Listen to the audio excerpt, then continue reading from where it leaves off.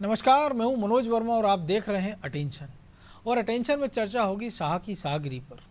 जी हां, मदरसों पर फिर प्रदेश में हाई वोल्टेज ड्रामा शुरू हो गया है। पहले मदरसों में हिंदू बच्चों को इस्लामिक तालीम देने के मामले में विवाद गरमाया, तो अब मदरसों में राष्ट्रगान की मांग पर दो मंत्री आमने सामने आ गए हैं। मंत्री विजय शाह की मांग को स्कूल शिक्षा मंत्री राव उदय प्रताप सिंह ने नकार दिया है और इसकी जरूरत नहीं बताई। तो मामले में अब विपक्ष ये सवाल खड़े कर रहा है कि मंत्री विजय शाह के इस मांग का आधार क्या है। लेकिन सवाल ये है कि सूबे की सियासत में मदरसा राग आखिर क्यों गाया जा रहा है? यह जरूरी विमर्श का हिस्सा है या फिर इसके पीछे की वजह कुछ और है? आज इन्हीं सवालों के आसपास चर्चा करेंगे, लेकिन पहले रिपोर्ट देखिए।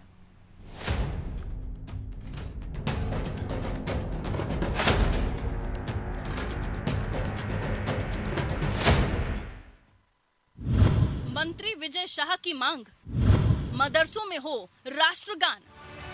मदरसों में राष्ट्रगान की मांग को लेकर मोहन सरकार के दो मंत्री आमने सामने हैं। दरअसल मंत्री विजय शाह ने मदरसों में राष्ट्रगान और ध्वजारोहण अनिवार्य करने की मांग की थी, जिसे स्कूल शिक्षा मंत्री ने नकार दिया। राव उदय प्रताप सिंह इसके पीछे तर्क दे रहे हैं कि किसी स्कूल या शिक्षण संस्थान में राष्ट्रगान और झंडा वंदन होने से कोई नहीं रोकता। ये प्रार्थना में होता है, इसके लिए अलग से कोई व्यवस्था की जरूरत नहीं है। लेकिन अब सवाल ये है कि अगर मदरसों में ये व्यवस्था है तो विजय शाह ने ये मांग क्यों की, और अगर नहीं है तो इसे लागू करने में क्या दिक्कत है? उत्तर प्रदेश और जम्मू कश्मीर में भी ऐसी व्यवस्था लागू हो चुकी है। ये पहले से किसी स्कूल को ध्वजारोहण से कोई नहीं रोकता। राष्ट्रगान होना चाहिए, प्रार्थना में होता ही है। ये अलग से कोई इसकी व्यवस्था करना, मुझे लगता है कि वो पहले से ही ये प्रावधान है और एक व्यवस्था हमारे स्कूलों में है। याद हो तो विजय शाह जब स्कूल शिक्षा मंत्री थे तो उन्होंने हर सरकारी प्राइवेट स्कूल में झंडा वंदन होगा, जनगण मन होगा, इसके आदेश दिए थे। इतना ही नहीं, स्कूल में बच्चों को जय हिंद बोलेंगे ऐसा भी कहा गया था। और अब उन्होंने मदरसों में राष्ट्रगान को अनिवार्य करने की मांग की है, जिस पर कांग्रेस भी निशाना साध रही है। जो लोग ये मांग कर रहे हैं उन्होंने 52 साल तक इस देश के तिरंगे को अपना झंडा नहीं माना। जो लोग ये बात कर रहे हैं वो दो देश की थ्योरी लेकर के इस हिंदुस्तान में आए थे। जिन लोगों ने कभी भी राष्ट्रवाद पर बात नहीं की, जिनका इतिहास कभी तिरंगे को लेकर नहीं है, जिन्होंने अपने राष्ट्रगान को गाना उचित नहीं समझा, वो आज तिरंगे की बात कर रहे हैं, वो आज राष्ट्रगान की बात कर रहे हैं। निश्चित तौर पर पहले अपने चरित्र में सुधार करें, इसके बाद उस बात को मानने के प्रयास करें। सीएम बनते ही जिस तरह के फैसले डॉक्टर मोहन यादव ने लिए, उसकी तारीफ उपराष्ट्रपति जगदीप धनखड़ भी कर रही हैं। मोहन सरकार हिंदुत्व के एजेंडे पर आगे बढ़ती जा रही है। ऐसे में अब मदरसों में राष्ट्रगान का ये मुद्दा और भी बढ़ गया है, जिस पर सियासत तो हो ही रही है, साथ ही मंत्रियों के बीच भी तनातनी शुरू हो गई है। हालांकि अब इसका हल क्या निकलेगा, ये देखना भी दिलचस्प होगा। ब्यूरो रिपोर्ट, अनादि टीवी।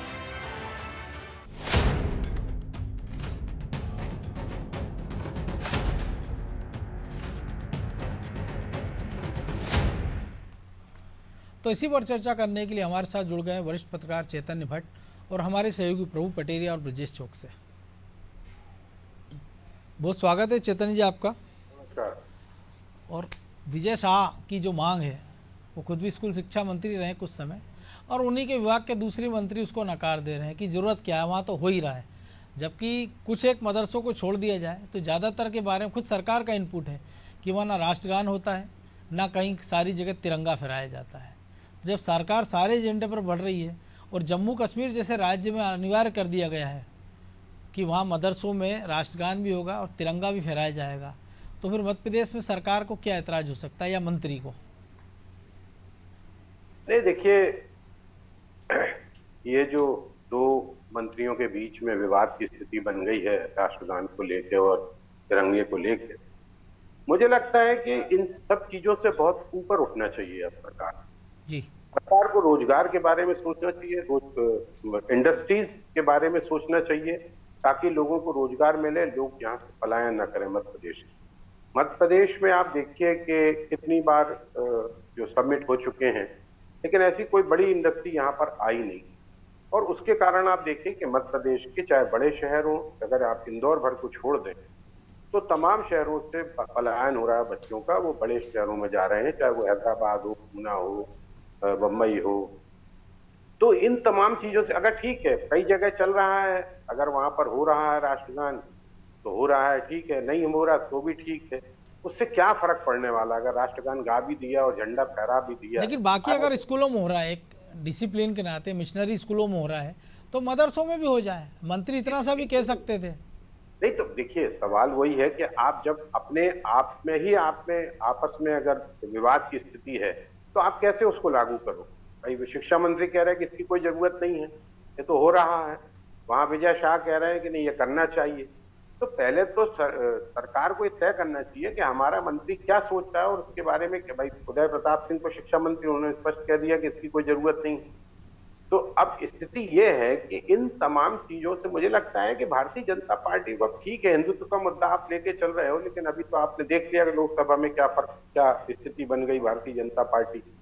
तो इन तमाम चीजों से ऊपर उठ के जो ऐसे मुद्दे हैं जिनमें वास्तव में जनता का कोई उद्देश्य है और जनता का कोई भला हो सकता है, उन मुद्दों पे अगर ध्यान देंगे तो मेरे ख्याल से ज्यादा बेहतर होगा। हो सकता है कि मेरी इस बात से बहुत से लोग सहमत ना हो, क्योंकि हिंदुत्व का मुद्दा बड़ा कट्टर माना जा रहा है और इसको Bharatiya Janata party RSS Bharatiya Janata party के माध्यम से उसको उठा रही। लेकिन ये भी आरोप लगता है कि आरएसएस तो खुद ही तिरंगा झंडा नहीं फहरा रही। तो इन तमाम चीजों से मुझे लगता है कि ये जो मदरसों वाला मुद्दा है, अभी बीच में हाल ही में बहुत तेजी से उभरा है। अभी जो बाल अधिकार आयोग के अध्यक्ष हैं, उन्होंने भी कहा कि बहुत से हिंदू बच्चे मदरसों में पढ़ रहे हैं, उनको इस्लाम की शिक्षा दी जा रही। तो ऐसे तो बहुत से मुसलमान बच्चे हिंदू सरस्वती शिशु मंदिर में ही पढ़ते। तो ये शिक्षा को लेके भाई तमाम तरह की शिक्षा अगर किसी को मिलती तो उसमें बुराई क्या। अगर हमको इस्लाम के बारे में जानकारी मिलती तो हमको क्या बुराई है। अगर मुसलमान बच्चों को गीता और वेद के बारे में जानकारी मिलती तो उसमें बुराई क्या है। तो इन तमाम चीजों से थोड़ा ऊपर उठना होगा और ऐसे मुद्दों की तरफ ध्यान लगाना होगा सरकार को, जो वास्तव में बहुत जरूरी है। क्योंकि आप देखिए कि आप तो भोपाल तो राजधानी है, लेकिन वहां भी बच्चों के लिए कोई व्यवस्था नहीं है तो कि वो नौकरी कर सके, बड़ी कंपनियां आई हो, मदर इंडस्ट्रीज हो। आप जबकि देखिए कि महाकौशल तो इंडस्ट्रीज के मामले में सबसे ज्यादा बेहतर साबित हो सकता है। यहाँ पे जिंक है, संगमरमर है, आयरन ओर है, वन है, तिलहन है, तमाम चीजें हैं। लेकिन आज तक कोई ऐसा बड़ा उद्योग लग नहीं पाया। बहुत पहले पुरानी बात है जब यहाँ पर कैडबरीज और सीएट वगैरह कंपनी लगाना चाहती थी अपने प्लांट, लेकिन चूंकि उस समय हवाई सेवाएं नहीं थी इसलिए उन्होंने मना कर दिया कि हम कलकत्ता से 3 दिन लगाकर जबलपुर थोड़ी आ पाएंगे। तो इन तमाम चीजों को मुझे लगता है कि ज्यादा बेहतर ढंग से उठाना चाहिए। ठीक है, वो मंत्री जी कह रहे हैं, विजय शाह जी कह रहे हैं, किस आधार पे कह रहे हैं, क्यों उनके मन में ये बात आई है तो वही बता सकते हैं। लेकिन शिक्षा मंत्री अगर इस बात को मना कर रहे हैं, अब देखिए इस पे क्या होता है निर्णय। हो सकता है मुख्यमंत्री तक ये बात पहुंचे और मुख्यमंत्री उस पर क्या निर्णय लेते हैं ये देखना बाद में दिलचस्प होगा। तो प्रभु जी मुख्यमंत्री निर्णय करें, लेकिन हमने देखा जगदीप धनखड़ जो उपराष्ट्रपति, उन्होंने बड़ी तारीफ की मुख्यमंत्री की आज उसी मामले पे, लाउड स्पीकर बात हो खुले मास। और जब विजय शाह ने ये मांग की थी तो मुख्यमंत्री खुद मौजूद थे उस मंच पर। और जो चैतन्य जी ने भी कहा है कि अभी राष्ट्रीय जो बाल आयोग है उसने खुद अपनी रिपोर्ट में सीएस को तलब किया अब तो, क्योंकि 5 महीने से लगातार ये कहा जा रहा था कि मध्य प्रदेश में जो मदरसे हैं उनमें बड़ी संख्या में हिंदू बच्चों को पढ़ाया जा रहा है और शंका ये जताई जा रही है कि उनको धार्मिक तालीम दी जा रही है। वैसी तालीम से तो किसी को दिक्कत नहीं कि कोई सा बच्चा कोई सी तालीम ले, लेकिन अगर धार्मिक तालीम दी जा रही है और अगर कोई समझदार बच्चा हो कि मान ली 10वीं 12वीं का भी बच्चा हो, उसको धार्मिक तालीम हो, तो उसको समझ में आता है कि वो क्या पढ़ रहा है। क्योंकि इसके पहले हमने दमोह का एक चर्चित मामला देखा था, गंगा जमुना के नाम से जो स्कूल चलाया जा रहा था, जिस प्रकार से उस पर बड़े पैमाने पर धर्मांतरण हुआ था। भोपाल तक में उसके कई सारे ऑफिसें सील हुए थे और ये मामला बड़ी सुर्खियों में रहा था, एफआईआर हुई थी, गिरफ्तारियां हुई थी। और अब ये मामला उभर कर आना, तो वाकई क्या नए एजेंडे की ओर जा रहे हैं या पुराने मामलों को फिर से खोदने का प्रयास है? देखिए मनोज जी, विजय शाह एक विभाग के मंत्री हैं, स्कूल शिक्षा विभाग उनके पास नहीं है। यदि वो कोई मांग रख रहे थे तो विपक्ष के नेता की तरह बर्ताव क्यों कर रहे हैं या आम आदमी की तरह बर्ताव क्यों कर रहे हैं? बिल्कुल, कैबिनेट की बैठक में इस बात को रख सकते थे, मंत्री से पर्सनल मुलाकात में वो उस बात को रख सकते थे, मुख्यमंत्री उस मंच पर थे, मुख्यमंत्री को सीधे कह सकते थे। उसको सार्वजनिक तौर पर कहने का आशय क्या है उनका, ये सबसे बड़ी बात ये समझने की है। विजय शाह खुद स्कूल शिक्षा मंत्री रहे, तब उनने क्यों नहीं लागू किया इस बात को, जो बात आज वो कह रहे हैं। ये तो तब से चल रहा है ना, कोई एकदम नई बात तो नहीं है। प्रियंका कानूनगो की जो बात हो रही थी, राष्ट्रीय बाल आयोग के अध्यक्ष हैं, उनने विदिशा में और कई जगह पे मदरसों में हिंदू बच्चों को पढ़ाने की बात मामला उठाया था, उसको लेकर जांच पड़ताल भी हुई थी। और फिर उस समय तत्कालीन सरकार ने ये निर्णय लिया था कि पूरे प्रदेश के मदरसों की जांच कराई जाएगी।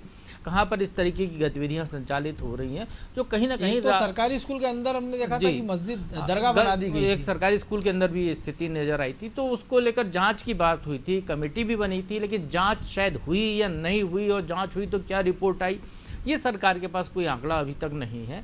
जब तक आपके पास रिकॉर्ड नहीं होगा पूरे प्रदेश में कितने मदरसे संचालित हो रहे हैं, कितनों में इस तरीके के बच्चे पढ़ रहे हैं, कहाँ पर सिर्फ धार्मिक शिक्षा दी जा रही है, कहाँ पर उनको रोजगार परक या अन्य शिक्षा भी दी जा रही है, तो सारी चीज़ों को यहाँ देखना होगा। लेकिन जो बात विजय शाह ने की है वो जम्मू कश्मीर में अब जाके लागू किया गया है कि जम्मू कश्मीर के जितने भी शिक्षण संस्थाएं उसमें मदरसे भी आते हैं, बिल्कुल वहाँ पर राष्ट्रगान होगा। पहले जब असेंबली होगी तो उसके साथ राष्ट्रगान होगा, तो फिर यहाँ क्यों नहीं हो सकता है? राष्ट्रगान तो एक ऐसा है जिससे धीरे धीरे आप रोज़ राष्ट्रगान करते हैं तो आपको देश के बारे में पता चलता है। जनगणना अधिनायक जय में जो है पूरे प्रदेश में कितने प्रदेश हैं, कितनी प्रमुख नदियाँ हैं, सारी चीज़ों का समावेश उसमें आपको देश की भावना का पता चलता है। एक देश की जो बात हम करते हैं, अनेकता में एकता की बात, वो उससे प्रदर्शित होती है, तो बच्चों को कहीं ना कहीं राष्ट्र प्रेम उससे जागृत होता है।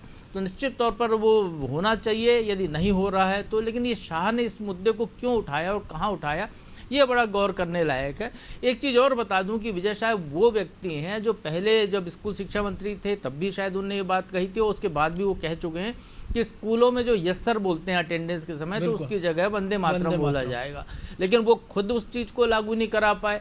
तो ये केवल एक बात, एक पॉइंट रेज करना और अपनी ही सरकार में एक ऐसा विषय देना जिससे कि मंत्री असहज हो जाए, स्कूल शिक्षा मंत्री या सरकार असहज हो जाए, ये मुझे लगता है ये उचित नहीं है। इसके मामले को मुख्यमंत्री को देखना चाहिए क्योंकि उनके कैबिनेट के सहयोगी हैं, क्योंकि बहुत सारी बातें हैं जो आप अंदर बंद कमरे में कह सकते हैं, तो उसको सार्वजनिक करने की आपको लिए आवश्यकता नहीं थी, लेकिन आपने कही है बात। तो उसी लीग पे चल रहे हैं राव प्रताप भी, वो भी सार्वजनिक रूप से कह रहे हैं कि ये संभव नहीं। वो भी अपनी बात बाद में कह सकते थे या कह सकते थे कि हम विचार करेंगे, या विजय शाह से पूछिए, मुझे जानकारी नहीं है। राव प्रताप सिंह भले 3 बार के सांसद रहे, 3-4 बार के, लेकिन वो पहली बार मंत्री बने तो उनको थोड़ा सा अनुभव शून्यता का फायदा तो हम दे सकते हैं। लेकिन विजय शाह के मामले में ये बात बिल्कुल साबित नहीं होती। वो लगातार बीजेपी सरकार में मंत्री हैं, बहुत लंबा अनुभव उनके पास है, कई विभागों को देखा है उन्होंने, कैबिनेट की बैठकों में कई बार वो विवादित क्षण भी आए हैं, कई बार उनको लेकर चर्चा भी हुई है, बाहर भी उनने कुछ ऐसी बातें कही हैं, तो बिल्कुल मंत्री पद जी, तो इसलिए उनका अनुभव ज़्यादा है हर मामले को लेकर, तो उनको कम से कम इस चीज़ से बचना चाहिए था। लेकिन मुद्दा उठा है तो फिर सरकार को इसका समाधान करना चाहिए या पूरी तरह से इसके बारे को खंडन करना चाहिए, निर्मूलन करना चाहिए कि मदरसों में कहीं पर भी इस तरह की गतिविधियाँ नहीं चल रही हैं। सारे मदरसों में या सारी शैक्षणिक संस्थाओं में राष्ट्रगान हो रहा है, क्योंकि राष्ट्रगान होना जरूरी है, बिल्कुल जरूरी, आवश्यक है, वो उसके बारे में कोई तोहमत नहीं लगाई जा सकती है, और अनिवार्य होना चाहिए सारे शिक्षण संस्थाओं में, चाहे किसी भी तरीके की संस्था हो। तो ये बहुत ज़रूरी बात है। तो ब्रजेश जी जरूरी तो है, लेकिन अगर टाइमिंग की बात करें, क्योंकि अब तो लोकसभा में 29 की 29 सीटें जीत गई है, और जिस अमरवाड़ा में विधानसभा का चुनाव होना, उपचुनाव, वहाँ कोई ये मुद्दा प्रभावी है नहीं, तो ऐसे समय ये बयान विजय शाह का क्या दर्शाता है? निश्चित तौर पर जो प्रभु जी कह रहे हैं, मैं उस बात से सहमत हूँ कि ये बात अंदर कमरे में होनी चाहिए थी। जिस तरह से हम देख रहे हैं कि सरकार किस लाइन पर चल रही है, आप देखिए कि ध्वनि प्रदूषण पर किस तरह से रोक लगाई गई, लाउड स्पीकर पर किस तरह से, धार्मिक स्थलों पर, इसके बाद खुले में मांस पर। तो मुझे लगता है वो एक और लाइन जोड़ना चाह रहे होंगे, उसमें ये भी कर सकते हैं कि एक सरकार जिस दिशा में जा रही है उस दिशा में एक कदम वही भी बढ़ाया जा सकते हैं, लेकिन निश्चित तौर पर उनको ये बंद कमरे में सलाह दी जानी चाहिए थी कि सरकार इस पर काम कर सके। हो सकता है वो इसका श्रेय लेना चाहते हो, सुर्खियों में आना चाहते हो कि ये मेरी सलाह है और इस पर अमल हो जाए। मुझे इस बात की कतई उम्मीद नहीं रही होगी कि जिस तरह से सरकार आगे बढ़ रही है, डॉक्टर मोहन यादव की सरकार, उसमें स्कूल शिक्षा मंत्री इसको एकदम से सिरे से खारिज भी कर सकते हैं। लेकिन ग्रांट देती है, कहा कि इतने अनुभवी मंत्री हैं, उनको पता है ना कि कहाँ क्या कब बोलना है, लेकिन ऐसी जगह वो अपनी, लेकिन उनके बारे में ये भी तो स्पष्ट है ना कि वो किस तरह से बयानबाजी करते हैं सार्वजनिक मंचों पर, और कई बार सुर्खियों में अपने कामों की वजह से, अपने जिस तरह से आप देखिए, चाहे पचमढ़ी का मामला हो, चाहे अन्य मामले हों, चाहे जबलपुर का मामला हो, कि वो एक तरह से जब बड़े नेता की सभा होती है, जैसे हम देखते हैं कि वल्लभ भवन के सामने 1 तारीख को राष्ट्रगान होता था, वंदे मातरम होता था, वैसा अपने विभाग में करा दे वो जहाँ हैं कि जो भी जो उनके HOD जाएंगे वो सबसे पहले राष्ट्रगान होगा वहाँ, इसके बाद कर्मचारी अपने काम पर जाएंगे। देखिए निश्चित तौर पर ये आपका सुझाव बेहतर है, मंत्रियों को पहले अपना विभाग देखना चाहिए। अपने घर को देखना चाहिए, फिर दूसरे को इस तरह के उपदेश देना चाहिए। यदि आपको कुछ लगता है बेहतर, आपके पास कोई प्लान है, तो निश्चित तौर पर आप अपने सहयोगी मंत्री को दीजिए, लेकिन पहले अपने विभाग की तो बात कीजिए, अपने विभाग को तो दुरुस्त कीजिए, उसको तो उस दिशा में बढ़ाइए कि आप वहाँ बेहतर कर सकें, तब आप दूसरे को कहो कि हाँ एक उदाहरण बन सके। यदि हम केंद्रीय मंत्रियों की बात करें, यदि गडकरी जी किसी को सलाह दे रहे हैं तो निश्चित तौर पर लोग विचार करेंगे उस पर कि हाँ बेहतर सलाह दे रहे हैं, क्योंकि वो बेहतर काम करके दिखा रहे हैं। तो पहले मंत्रियों को अपना एक उदाहरण सेट करना चाहिए। शाह की जो हम बात कर रहे हैं वो खुद रहे हैं, जो मैं रिपीट नहीं करना चाह रहा हूँ उसको, जो पटेरिया जी ने कहा है कि वो कर लेते, नहीं कर पाए हैं तो आप कह देते कि मैं इसको आगे बढ़ाया है और इस पर आगे, लेकिन वो कहते बंद कमरे में। तो निश्चित तौर पर ये जो मंत्रियों की किस तरह से जो चल रही है, जिस पे एक मुद्दा बन गया है, अब सरकार इस पर क्या स्टैंड लेगी है तो आने वाला समय, सरकार ग्रांट देती है मदरसों को तो निश्चित तौर पर बार बार ये मांग उठ रही है। हमने देखा चाहे सामाजिक संगठनों ने जो वहाँ पे जाकर निरीक्षण किया हो, चाहे बाल आयोग ने निरीक्षण किया हो, तो बार बार मदरसों को लेकर जो आवाज़ें उठ रही हैं, वहाँ जो गतिविधियों को लेकर चर्चा हो रही है, तो सरकार को बाकायदा पहले भी कहा है सरकार ने कि कमेटी बनाई जाएगी, तो वो कमेटी बनाए, एक बार निष्पष्ट तौर पर उनका निरीक्षण कर ले। जिनको ग्रांट मिल रही है, हमने देखा उत्तर प्रदेश में बेहतर तरीके से हो गया, ग्रांट आपकी जिनको दे रहा हो आपको निगरानी रखने का अधिकार है, तो आप उस तरह से व्यवस्था कर दें कि वहाँ पर राष्ट्रगान भी होने लगे, होना भी चाहिए, उसमें नाराज़गी भी नहीं है और किसी को तरह की आपत्ति भी नहीं होगी। हमारे पड़ोसी राज्य उत्तर प्रदेश में हो रही है, अब तो जम्मू कश्मीर में हो रही है, तो यहाँ भी हो जाना चाहिए, लेकिन इस तरह की बयानबाजी नहीं होना चाहिए। इस पर संगठन को भी देखना चाहिए और सरकार को भी खासकर कि उनके मंत्रियों में किस तरह से विरोधाभास जैसी बातें आ रही हैं, तो जिससे सरकार की छवि को पे असर पड़ता है। तो भट्ट जी छवि पर असर पड़ता है, लेकिन हम देखते हैं मदरसों की बात हो तो बीजेपी संगठन और सरकार मुखर हो जाते हैं, लेकिन मिशनरियों में जितने पहले वो मुखर थे अब उतने शायद मुखर नहीं है। महाकौशल में तमाम सारे, आपकी जानकारी में भी तमाम सारे ऐसे मामले आए हैं, अभी ज़्यादा वक्त बीता नहीं है, लेकिन उसको लेके एक दो दिन हल्ला मचदा, मामला ठंडे बस्ते में चला जाता है। नहीं, देखिए जो अभी प्रभु भाई ने कहा और जी ने कहा कि अगर कोई मुद्दा है, अगर सरकार के बीच में कोई मुद्दा और कोई सुझाव है, तो जाहिर सी बात है कि उसको आप मंत्रिमंडल की जब बैठक होती है तब उसमें रख सकते हैं, और उसमें तमाम मंत्री रहते हैं, मुख्यमंत्री भी रहते हैं, उसी समय उसका निर्धारण किया जा सकता है कि हाँ ये होना चाहिए, नहीं होना चाहिए। अनौपचारिक कैबिनेट होती भी है। लेकिन विजय शाह के साथ एक सबसे बड़ी दिक्कत ये है कि वो बहुत विवादास्पद व्यक्ति, उनके तमाम तरह के जो बयान है वो उनको विवादों में घेरते। अभी एक कौन से जंगल में भी उनके पार्टी आर्टी हुई थी, क्या हुआ था उसमें बहुत ज्यादा उनको दिक्कतों का सामना करना पड़ा, वहाँ मांसाहार खिलाया गया था और वहाँ के जो डीएफओ हैं उन्होंने मंत्री जी के कहने पे वहाँ पे किया था, जबकि वहाँ पे नहीं होना चाहिए। सवाल इस बात का है कि मदरसों कितने मदरसे, पहले तो आपको सरकार को यही जानकारी नहीं है कि कितने मदरसे, कहाँ कहाँ कौन से मदरसे चल रहे हैं, किस हालत में है वो, किसको आप ग्रांट दे रहे हो, किसको ग्रांट नहीं दे रहे हो, वहाँ पे किस तरह की पढ़ाई हो रही है, साइंस की पढ़ाई हो रही, भूगोल की पढ़ाई हो रही, या अन्य चीजों की पढ़ाई हो रही है कि नहीं हो रही, कि सिर्फ धार्मिक शिक्षा, सिर्फ कुरान की बातें की जा रही हैं, कि ये तमाम चीजें जो अभी सरकार के पास है नहीं, उसके बाद आप इस तरह की बात कर रहे हो कि उसमें राष्ट्रगान होना चाहिए, तिरंगा फहराना चाहिए। ठीक है, तिरंगा फहराना कोई बुरी बात नहीं है और राष्ट्रगान भी करना कोई बुरी बात नहीं, लेकिन जैसा भी विजय भाई ने भी कहा कि भाई पहले आप अपने डिपार्टमेंट में तो कर दीजिए। सुबह सबसे पहले जो आदमी दफ्तर में आता वो सबसे अगर पहले राष्ट्रगान करे तो क्या बुराई है, या मंत्रिमंडल की बैठक होती है उसके पहले अगर राष्ट्रगान करे तो क्या बुराई है। तो जब आप पहले चेतन जी, मंत्रिमंडल की बैठक के पहले वंदे मातरम होता है, नहीं वंदे मातरम होता है, राष्ट्रगान की बात कर रहे हैं तो आप राष्ट्रगान भी कर सकते हो, 5 मिनट राष्ट्रगान में भी लग जाएंगे, क्या दिक्कत है। वंदे मातरम अच्छी बात है, वंदे मातरम भी कर लो, राष्ट्रगान भी कर लो। तो सवाल इस बात का है कि ये जो आप विजय शाह जी जो बात कर रहे हैं, उनको पहले तो निश्चित तौर पे आपके जो मंत्री जी हैं, शिक्षा मंत्री राव उदय प्रताप सिंह, उनसे बात कर लेना चाहिए। भाई मंत्रियों में आपस में क्या बात की स्थिति नहीं बन रही क्या? अभी मोहन सरकार में ये स्थिति है कि मंत्री एक दूसरे से बात नहीं कर पा रहा है क्या? ये तो इसलिए भी संभव नहीं है क्योंकि अभी तो सरकार बनी, इसके बाद आचार संहिता लग गई, तो ज्यादा बैठ के मेल मुलाकात भी नहीं हुई कि किसी बात को लेके कोई नाराजगी हो गई आपस में।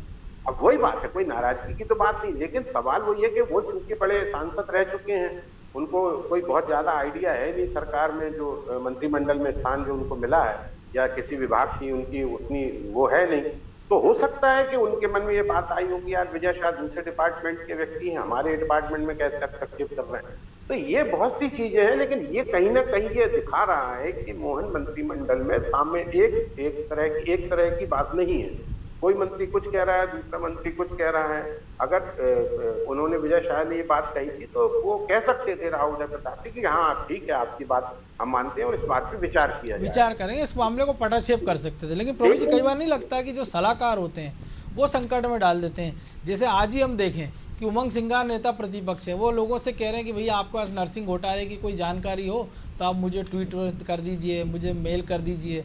और जब वो मंत्री थे तो वो कहते थे घोटाले हुए। और वन जो फॉरेस्ट की बात हो तो पौधरोपण में उन्होंने कहा ऐसा कोई घोटाला नहीं हुआ, क्लीन चिट दे देते हैं। दीपक जोशी शिक्षा मंत्री थे, एक आदेश निकलता है कि जो टीचर हैं वो मोबाइल से अपनी थंब लगाएंगे, और दूसरा आदेश निकलता है कि टीचर जो है मोबाइल लेके स्कूल में नहीं जाएंगे। तो ये इसी तरह का ये मामले को भी देख लें कि किसी सलाहकार ने दे दिया होगा कि चलिए साहब मांस मदिरा पे बिक्री की बात हो रही है, राष्ट्रगान की बात हो रही है, राष्ट्रगान की बात कर लीजिए अगर लाउड स्पीकर की बात हो रही है तो। हाँ बिल्कुल मनोज जी, ऐसा भी हो सकता है। लेकिन जहाँ तक मदरसे की बात है तो मेरी जानकारी हो सकता है कम जानकारी हो मेरी। मदरसे स्कूल शिक्षा विभाग के मातहत आते ही नहीं, अल्पसंख्यक विभाग के मातहत आते हैं। स्कूल शिक्षा मंत्री को भी इस बारे में सोचना चाहिए था कि वो जो बयान दे रहे हैं तो यह सार्वजनिक तौर पर ये बात कर रहे हैं तो उनको बोलने से बचना चाहिए था, उनको भी थोड़ी सी समझ रखनी चाहिए थी इस मामले में। लेकिन चूंकि मामला सब नया नया मंत्रियों का है तो ऐसा चलता रहता है। लेकिन जहाँ तक विजय शाह की बात है तो निश्चित तौर पर वो ऐसा कुछ भी कदम उठा सकते हैं, कुछ भी बोल सकते हैं, कहीं भी किसी भी विषय पर वो कुछ भी बयान दे सकते हैं, क्योंकि वो आदत में है, उनके बारे में सभी लोग जानते हैं। लेकिन जो पॉइंट उठा रहे हैं तो फिर उसके बारे में सरकार को सोचना चाहिए निश्चित तौर पर, क्या वाकई में ऐसा हो रहा है या नहीं हो रहा है, और हो रहा है तो क्यों हो रहा है। और बिल्कुल आपने जो अभी थोड़ी देर पहले कहा था कि इसी प्रदेश में जब उपराष्ट्रपति आकर ऐसे ही मामलों पर सरकार की पीठ थपथपा कर जा रहे हैं तो फिर सरकार को इस पूरे मामले को समग्रता से देखना चाहिए, नीचे तक जाना चाहिए, कहाँ गड़बड़ियाँ उसको दूर करना चाहिए। और मदरसे में धार्मिक शिक्षा हो, उसके साथ उनको जो है आधुनिक शिक्षा भी मिलनी चाहिए, उनको जो है विज्ञान की भी शिक्षा मिले, उनको कंप्यूटर साइंस की भी शिक्षा मिले, जिससे वहाँ से निकलने वालों को, जिनको धार्मिक कार्यों में जाना वो जाएं, जिनको रोजगार करना है वो रोजगार की तरफ जाएं, तो वो एक बराबरी के लेवल पर तो आ सके। हम चाहते हैं कि मदरसे के छात्र के हाथ में कुरान हो और एक में कंप्यूटर हो। जी, तो बराबरी के स्तर पर वो आ सके, तो ये कोशिश होनी चाहिए। सरकार का दायित्व है, सरकार किसी एक वर्ग की नहीं होती है, सरकार प्रदेश के सारे निवासियों की है, उसको सभी के कल्याण के काम करने। ये चुनावी दौर में आप कुछ भी बयान दे दीजिए, विभाजन की बात कर लीजिए, एक धर्म विशेष की बात कर लीजिए, लेकिन चुनाव के बाद जो आपकी भूमिका है या आपका जो दायित्व है वहाँ आप भेदभाव नहीं कर सकते हैं, वहाँ आप किसी को प्रश्रय नहीं दे सकते किसी एक को। तो वहाँ पर आपको इस तरीके से काम करना चाहिए कि पूरे प्रदेश के सभी वर्ग के लोगों का हित साधन हो वहाँ पर, तो वो कोशिश यहाँ पर करनी चाहिए। लेकिन चूँकि मंत्री हैं, बोलते रहे हैं, तो मुझे लगता है कि आज की इस चर्चा के बाद जो अटेंशन में चर्चा हो रही है इस गूढ़ विषय पर हम लोगों ने जब बात की तो हो सकता है सरकार का भी ध्यान जाए, हो सकता है मुख्यमंत्री मोहन यादव इस मामले में अपने मंत्रियों को कोई सलाह दें कि सार्वजनिक कहाँ बयान देना है, कहाँ नहीं देना है, किस अपने विभाग के बारे में क्या बोलना है और क्या नहीं बोलना है। और सरकार को कम से कम जो है पहले की तरह मंत्रिमंडल के लिए एक प्रवक्ता निर्धारित कर लेना चाहिए कि जो ऐसे मामलों में सही बात सरकार का पक्ष सामने रख सके। बिल्कुल।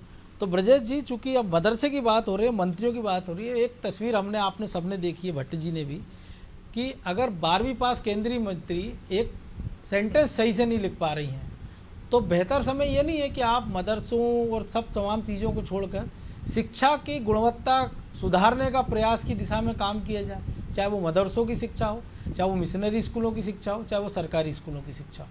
निश्चित तौर पर शिक्षा एक महत्वपूर्ण है मनोज जी, कि यदि अच्छी शिक्षा देंगे तो एक अच्छा नागरिक आप गढ़ेंगे देश के भविष्य के लिए। जो देश का भविष्य है, बच्चा जो स्कूल जाता है, तो आपको शिक्षा व्यवस्था तो निश्चित तौर पर आपको उस पर गंभीरता से विचार करना चाहिए, चाहे शिक्षा की बात हो चाहे स्वास्थ्य की बात हो। कुछ ऐसी मूलभूत सुविधाएं हैं जिसमें शिक्षा सर्वोपरि कह सकते हैं, हम सबसे ऊपर रख सकते हैं कि यदि आप एक अच्छी शिक्षा मिलेगी स्कूल में, बच्चे को नैतिक शिक्षा मिलेगी तो समाज में एक अच्छा नागरिक जाएगा, जिससे समाज का सुधार होगा। तो उस दिशा में निश्चित तौर पर गुणवत्ता सुधारने की दिशा में सरकार को कदम उठाने चाहिए। चाहे हम देख रहे हैं कि किस तरह से स्कूलों में बदलाव कर रहे हैं, लेकिन बेहतर टीचर कैसे हों, पहले टीचरों को शिक्षा दी जानी चाहिए। और जो आपने मंत्री के जिक्र किया है, तो निश्चित तौर पर यदि इस तरह से आप अपने शपथ पत्र में 12th पास लिख रहे हैं तो क्या ऐसी शिक्षा व्यवस्था है कि आपकी मंत्री 12th पास होकर वो इतनी सी चीज़ नहीं लिख पा रही है कि बेटी बढ़ाओ बेटी पढ़ाओ, तो आपको ये सरकार की छवि पर भी असर डालता है। तो मंत्रियों से भी इस बात पर ध्यान रहे कि सार्वजनिक जीवन में है वो किस तरह से व्यवहार करें। यदि उनको कोई चीज़ नहीं आ रही है तो वो कम से कम लोगों में ये संदेश देने की कोशिश तो ना करें कि मध्य प्रदेश की या देश की शिक्षा व्यवस्था की क्या हालत हो गई है। ये एक तरह से छवि सरकार की, इमरती देवी का भी देखा बिल्कुल, तो इस पर भी सरकार को विचार करना चाहिए कि वो इस तरह के दृश्य ना सामने आए जिससे कि सरकार की छवि हो और शिक्षा व्यवस्था पर सवाल उठे, और शिक्षा व्यवस्था में भी बेहतर करने की कोशिश करनी तो चाहिए। निश्चित तौर पर उम्मीद की जाना चाहिए, जो प्रभु जी ने कहा, हो सकता है सरकार इस पर ध्यान दे। बहरहाल वक्त इतना ही था, बहुत धन्यवाद आप लोगों का। तो निश्चित तौर पर एक नए विवाद को जन्म कह सकते हैं कि विजय शाह ने दे दिया है, और राव उदय प्रताप सिंह ने उसको थोड़ा सा आगे बढ़ा दिया है। तो बेहतर होता है कि अगर आपसी तालमेल के साथ इस चीज़ को हल किया जाता, उचित फोरम पे ये बात की जाती, तो शायद इस शर्मिंदगी से सरकार बच सकती थी। अटेंशन में आज इतना ही, मुझे दीजिए इजाज़त, और आप देखते रहिए अनादि टीवी। नमस्कार।